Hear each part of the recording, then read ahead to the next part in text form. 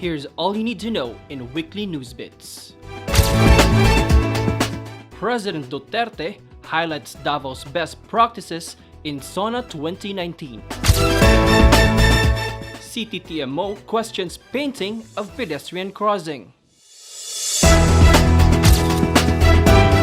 SPMC faces bed shortage due to high dengue cases. Prices of durian and mangosteen have decreased following the start of harvest season.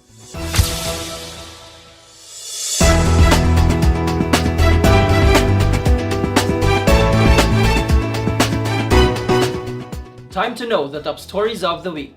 I am Ace Perez. And I am Jenny Arado. This is Sunstar Davao's Weekly Newsbits.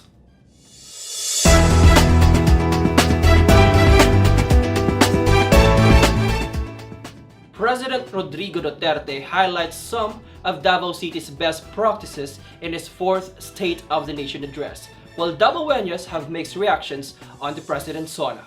Ralph Yemit has a story. President Rodrigo Duterte proudly shared Davao City's landmark ordinances and programs such as Central 911, Liquor Ban, Anti-Nuisance Ordinance, and the Smoking Ordinance in his fourth State of the Nation address. He said since Davao City utilized the 911 emergency hotline system, all auxiliary services, from the fire to the rescue department, were integrated to cater to the on-call response. They can give you a figure that we can set aside.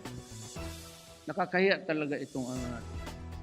Ang Davao meron. Davao has a very good 911. Hindi ako nagyayabang. And we have cameras in every corner so we can solve crimes immediately. And meron kaming 911. What is your emergency? That's the standard. So it's fire, they call the fire department. Duterte also reminded all mayors, governors, and other higher local and provincial government executives to hasten government transactions to 3 days. Last year I signed the Ease of Doing Business and Efficient Government Service Delivery Act, a significant piece of legislation to improve service delivery and fight corruption still until now. Meanwhile, the president's speech saw some Davaoenos being satisfied, while others said he missed some key points on certain issues. Councilor Javi Campos said Duterte's speech was very uplifting, while Councilor Mary Josel Villafuerte said Duterte's plans in the health sector is one of the striking parts on his speech.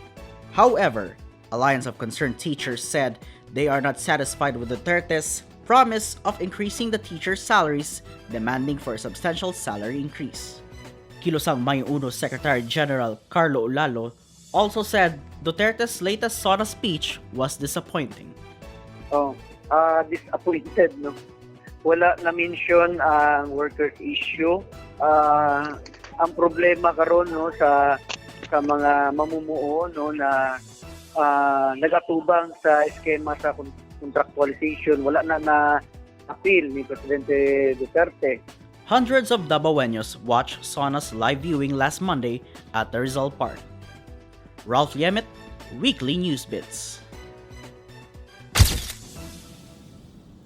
A colorful pedestrian crossing pushed by Davao's LGBTQ community made waves on social media last Sunday, drawing mixed reactions from Davaoenos. Julia Trivita has the story. The crossing in Barangay Lapu-Lapu, Agdao District, Davao City was painted with pride colors on Sunday, July 21. This after Barangay passed a resolution establishing LGBT pride pedestrian lane in some streets of the barangay through SK Barangay Resolution No. 04 Series of 2019. The colorful pedestrian crossing aims to end stigma and stop discrimination against members of the lesbian, gay, bisexual, trans, and queer or LGBTQ community. Barangay Lapu-Lapu, Agdao District SK Chairman Paulo Rodriguez assured that they sought an approval from the Davao City Transport and Traffic Management Office before repainting the crossing. However, CTTMO said this matter should also seek approval from the Department of Public Works and Highways since it is along a national road. CTTMO said the area should have a signage indicating a creative pedestrian lane ahead. However, the country has presently no policy on creative pedestrian lane. Meanwhile, during CTTMO's inspection, the pedestrian crossing's colorful paint has slowly faded only days after it was painted. Julia Trevita, Weekly Newsbits. Southern Philippines Medical Center is currently experiencing congestion due to the influx of dengue patients in Davao region. Julia Trevita has the details. Southern Philippines Medical Center has recently recorded an average of 15 to 20 patients daily admitted due to dengue. Dr. Nemia Ashung, Chief Residential SPMC Pediatrics said, based on their daily census, the hospital has 99 to 100% occupation rate for its beds. Based on their monitoring, dengue cases topped the most cases noted in the pediatrics department for June, with an estimated 400 cases. Actually, umabot na kami sa admin just to give us more beds to accommodate mga non-infectious cases like dengue. So if you would visit ang SPMC, pati lobby namin naanay beds. Ashung said, what they're concerned now are the patients with severe dengue who need to be admitted to the intensive care unit as the hospital has a limited bed capacity for these cases.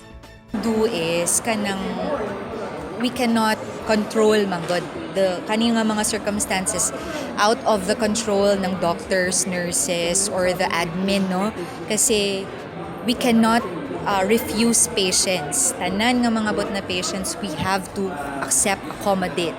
Mao lang gyud na pud ang amo ang kanang basic namo nga duty na masking unsa pa na siya dili namo pwede i-refuse.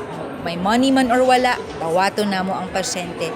Ashung appealed to the public to bear with them but assured that they will do their best to accommodate all the patients.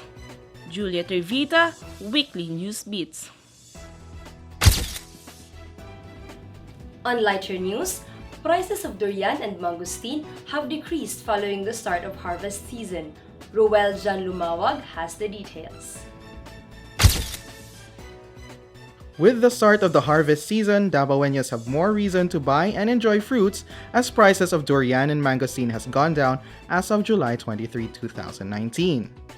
Based on the monitoring conducted by Sunstar Davao at the Bangkerohan Public Market, durian has dropped to 120 to 150 pesos per kilogram this week from 250 to 300 pesos kilogram around a month ago.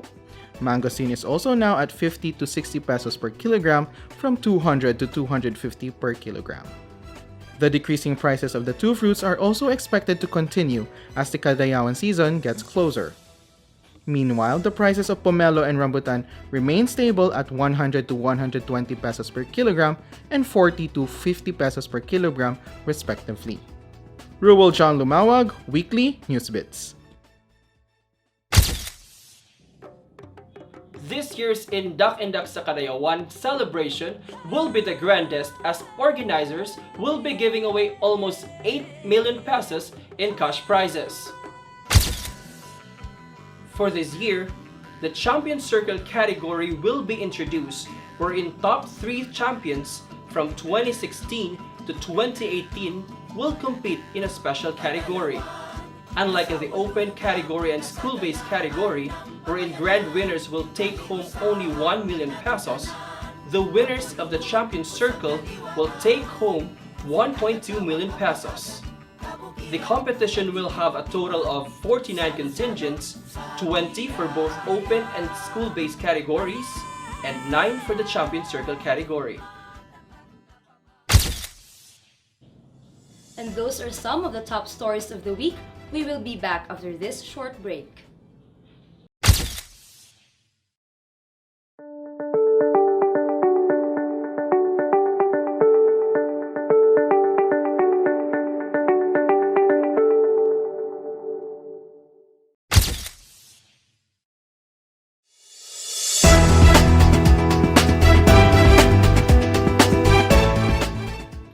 still watching Weekly Newsbits.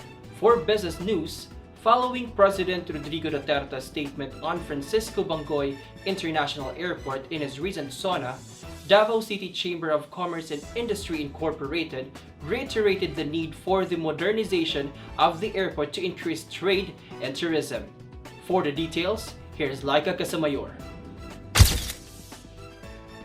President Rodrigo Duterte said in his recent State of the Nation address that Francisco Bangoy International Airport, or Davao Airport, will be the last in terms of improvement and upgrading. The president broached briefly the airport development when he mentioned about the work the government is doing to improve the land, sea, and air interconnection between major Philippine cities. Alaman naman ninyo, magaganda na ang airport ninyo. Inuna ko nga kayo. Everybody's complaining about the Davao Airport, and I said, Davao will be the last. Kung hindi na maabutan, sabi ko mga taga-Davao, pasensya na kayo. Para walang masabi ang Congress sa atin, baka nga 3% sila doon sa kabila. Davao City Chamber of Commerce and Industry President Arturo Milan said the need for the modernization of the Davao Airport is significant to increase trade and tourism in Mindanao. Meanwhile, Mindanao Development Authority is still optimistic that the Duterte administration will still pursue the development as there were already initiatives to effect modernization. For instance, Udena Corporation proposed an unsolicited plan to develop, operate, and maintain Davao Airport under the public-private partnership scam. Laika Casamayor, Weekly Newsbeats.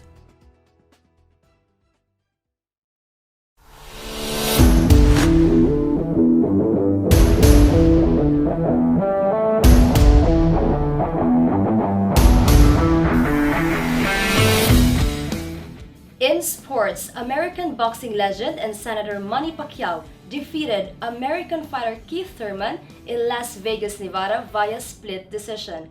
The People's Champ is now the new WBA welterweight champion. Marian Saberon Abalayan has the details. From his first-round knockout punches to his tenacious 12th round finish, Senator Manny Pacquiao gave Father Time another thrashing, and Keith Thurman his first defeat after 30 career fights. Two judges scored about 115 to 112 for Pacquiao, while Glenn Feldman scored it 114 to 113 for Thurman, as the 40-year-old Filipino boxing icon won via split victory to clinch the World Boxing Association Super World Welterweight title. Pacquiao improved his record to 62 wins, 2 draws, and 7 losses. Pacquiao praised Thurman, saying, "My opponent is a good fighter and boxer. He was strong. I think he did his best, and I did my best. I think we made the fans happy tonight because it was a good fight." Meanwhile, sports was mentioned during President Rodrigo R. Duterte's State of the Nation address for the first time. For our national sports development, I support the proposed measure to create the National Academy for Sports for high school students. PSC Chairman Ramirez, PSC Commissioners Ramon Fernandez and Celia Kiram, and PSC Consultant on Grassroots Sports Henry Daut were among those who thanked the President for his continued support in grassroots sports development. Ramirez said there might be bigger priorities, but President Duterte has always given sports his support, citing the Commander-in-Chief's perfect attendance in palarong pambansa since he assumed office. Marian Saberon Abalayan, Weekly Newsbits. Let's take another look at this week's top stories. President Duterte highlights Davao's best practices in Sona 2019. CTTMO questions painting of pedestrian crossing.